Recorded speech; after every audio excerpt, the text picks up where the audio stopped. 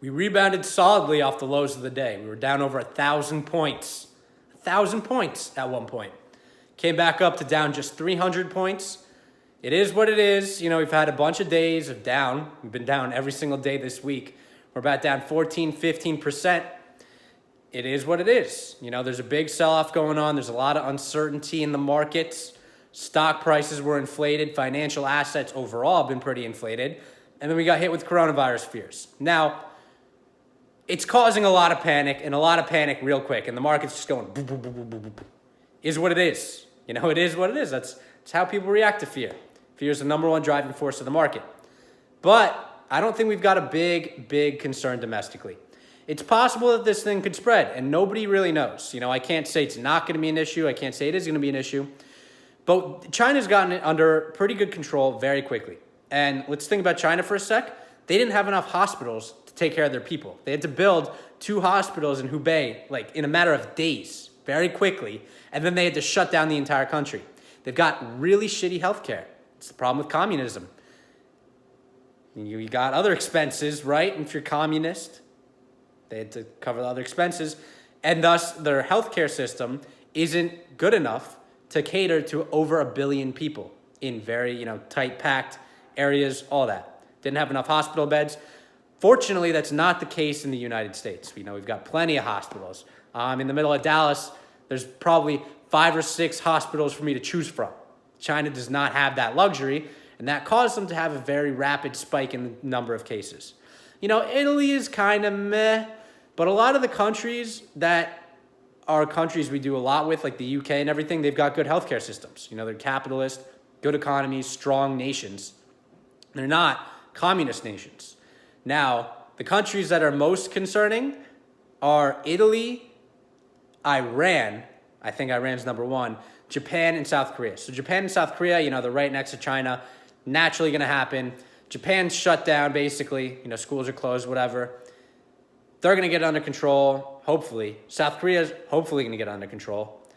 It's not crazy numbers there yet, but we'll see how it goes. The airlines are cutting off flights. And hopefully President Trump will do what he did with China, which, we have less than 100 cases here throughout the whole thing. You know what he did?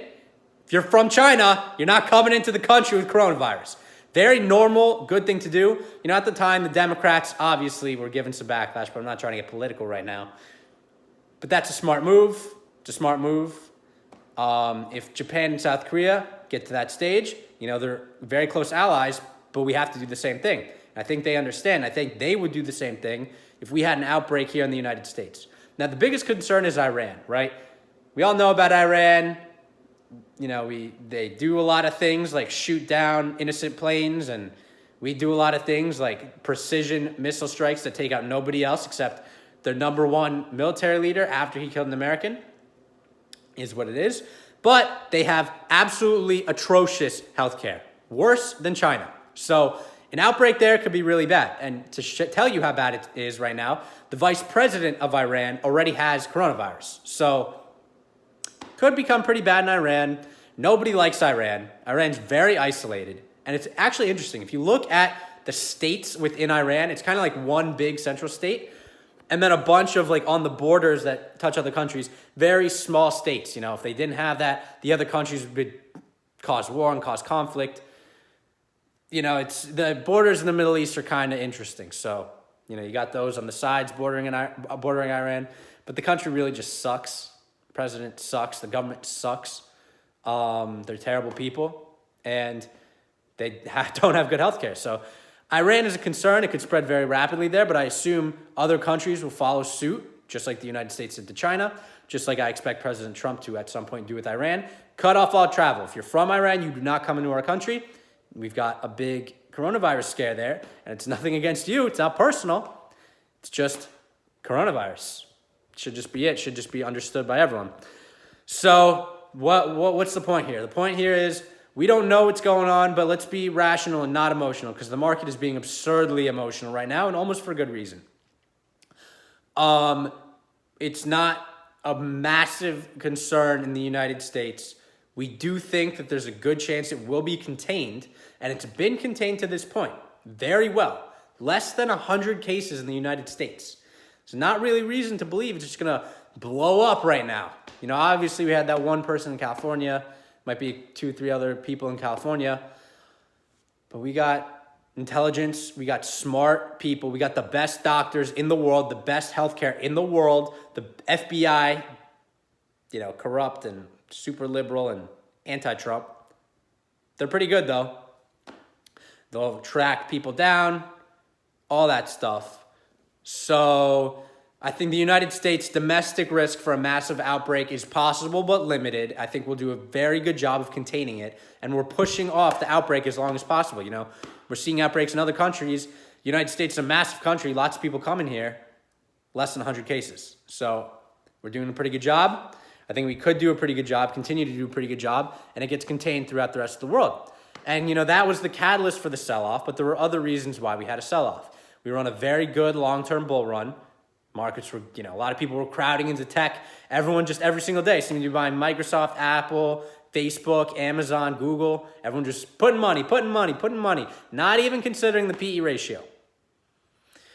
The issue with coronavirus is not the virus itself. The issue with coronavirus and what I've been talking about, if you go through all my videos of last week and the week before, were the issues with supply chain. Namely Apple.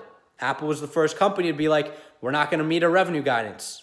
Apple didn't meet the revenue guidance. Then Microsoft came out and said they weren't going to meet the revenue guidance. Then the chip makers, and it's just going to keep piling on. A lot of companies haven't talked about it, but nobody's meeting the revenue guidance. They're not producing products in China. That's starting to happen again now. There's a lot of things in play here. But the issue is not the virus itself. The issue is the economic effects that the virus had. This is not a financial crisis.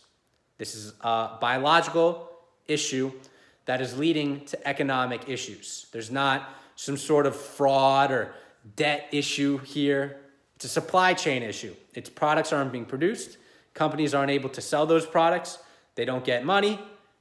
Let's see what kind of effect that's going to have with the length of coronavirus. Now, this is what Trump's all about. Bring the manufacturing back to the U.S. Bring the jobs back to the U.S. You know, nationalism is very important.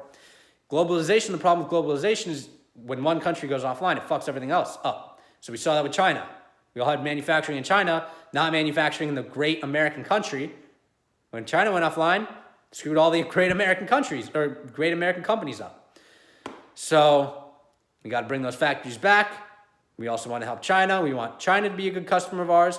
We want to outsource things to China that don't make sense to be made in the United States. If you've taken economics, you probably understand what that means. So that's it. We're going to see what develops over the weekend. I'm going to meditate on all this, obviously. And we'll just see what happens on Monday. You know, I think we are getting into a little overhyped territory. I do think it is definitely time to start nibbling. And if not just nibbling, buying those positions you've wanted, but have been too kind of pricey. You know, for me, that's been Apple. I've really wanted to own Apple. I don't own Apple. It's just been too expensive for me. But now it's starting to get to a nice PE ratio. It's dropped a lot. I expect it to keep dropping because they do have more China exposure than any of the other companies we talked about. You know, Microsoft, all the Google, it's no China exposure. Apple sells to China and produces in China, so they got a lot of China exposure. I expect them to keep falling down, and when they get to a good price, probably buy a couple shares.